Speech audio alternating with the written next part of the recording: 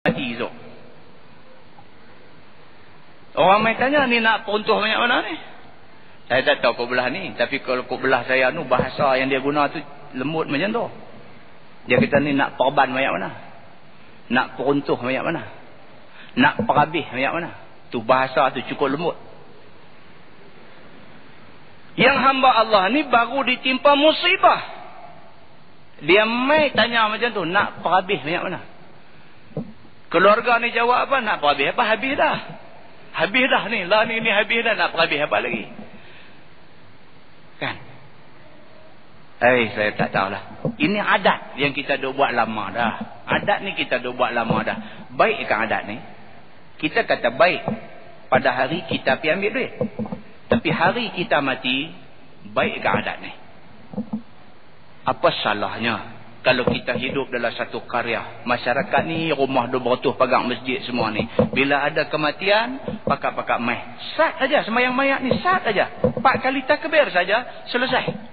Terus ambil lah. Hari ni hari dia, kita tolong dia. Esok hari kita, harap anak-anak dia tolong kita. Cantik masyarakat kalau kita boleh buat macam tu. Untuk makluman tuan-tuan, Felda Ijuk. Felda Ijuk dekat Selama, mereka boleh buat. Tapi nak mula buat tu perang. Nak mula buat tu perang. Mana ada orang pernah buat sembahyang free. Pumpang-pumpang, terbit api. Tapi bila ada orang dengan kesungguhan dia duk buat, apa masalahnya? Kita sama-sama kita rumah keliling masjid. Melainkanlah kita nak kena import hak tokai punya mai, nak kena import kota sarang semut punya, dia maulah duit minyak kereta dia. Tapi kalau orang kampung kita boleh semayang, kita tak payah panggil orang jajah. Oh, orang kampung kita tak reti, buat kursus. Hari Jumaat, sebelum semayang Jumaat, bangkit terang. Ni saya nak cerita tentang cara semayang mayat. Kata, semayang mayat, cara dia macam ni. Baik, kita ada edarkan doa-doa nak baca dalam semayang mayat. Masing-masing tolong pegang kertas tu. Dengar saya baca macam mana. Masa takbir yang pertama, baca Fatihah. Siapa tak tahu Fatihah angkat tangan. Lepas gulung sejadah balik mai kat kita. Fatihah takkan tak tahu. Pada takbir yang kedua kita selawat. Siapa tak tahu selawat angkat tangan? Oh, selawat tahu. Pada takbir yang ketiga kita baca doa. Baik, doa ada dalam kertas yang kita edarkan. Cuba tuan-tuan tengok, saya nak baca, dengar. Tengok baca. Baik, kalau tuan-tuan tak boleh baca sampai habis panjang sangat, baca hak pendek saja. Hak pendek saja pun boleh. Pelan-pelan hafal bagi boleh hak panjang sikit. Kemudian pada takbir yang keempat nak baca doa tak apa, tak mau baca pun tak apa. Lepas itu kita bagi salam. Selesai. Barulah orang yang main semayang ni, oh senang sangat. Yang kata semayang banyak ni, yang aku duk takut sejuk kaki tangan dulu ni. Pasal apa yang masyarakat tak buat? Pasal mereka tak tahu. Sebenarnya pasal tak tahu. Bila kita bagi tahu, mereka terasa senang dia. Bila berlaku kematian, mereka rasa apa salahnya. Hari ni dia mati, kita pergi tolong dia. Mudah-mudahan esok kita mati, anak cucu dia mai tolong semayang kat kita. Sekupang pun tak payah bawa keluar. Kita bagi sagu hati kepada hamba Allah yang tolong korek liang sudah. Muslimin dan muslimat yang dirahmati Allah sekalian. Kadang-kadang Islam perlu macam tu. Perlu macam tu.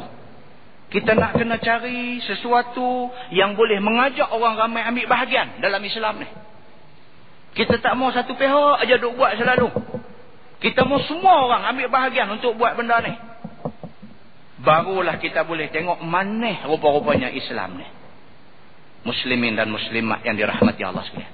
Tetapi di antara tanda akhir zaman, manusia tak mau kepada Islam. Bila manusia tak mau pada Islam, manusia duk lari daripada Islam, manusia sudah mula meninggalkan masjid, azan sudah tak bunyi di masjid dan sebagainya, masa tu Ya'juj dan Ma'juj perang. Maka jadilah tanda besar kepada kiamat.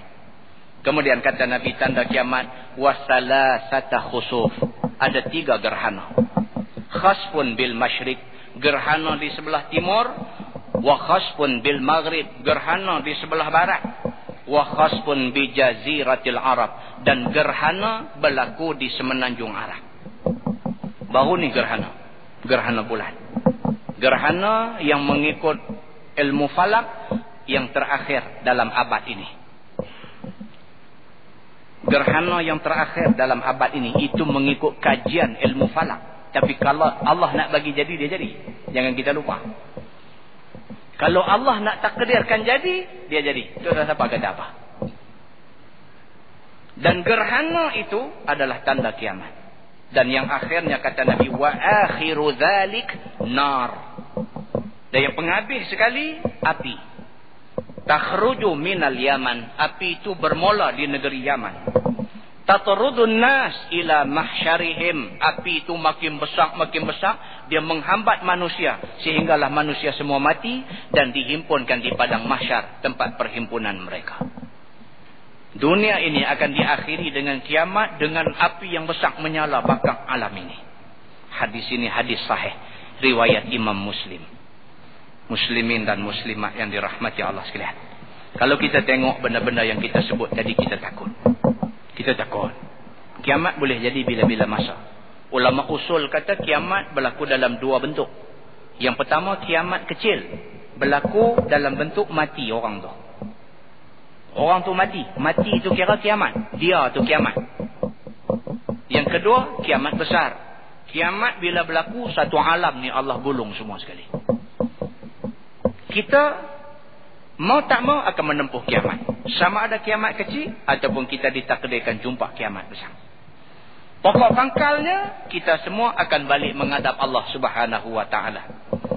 Yang disebut oleh Allah dalam surah Ad-Dukhan, kata dia, a'udzubillahi minasyaitonirrajim, inna yaumal fasli miqatuhum ajma'in.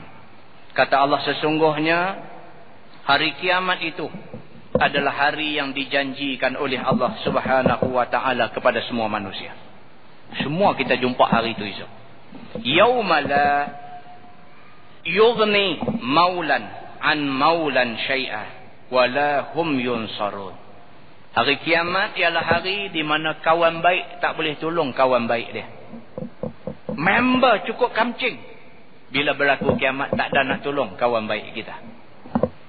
Wala hum yunsarun. Dan mereka semua tak ada siapa akan tolong mereka. Masing-masing dengan diri masing-masing lah. Illa man rahimallah. Melainkan orang yang selamat ialah orang yang mendapat rahmat Allah. Innahu huwal azizur rahim. Sesungguhnya Allah Tuhan yang maha perkasa lagi maha penyayang.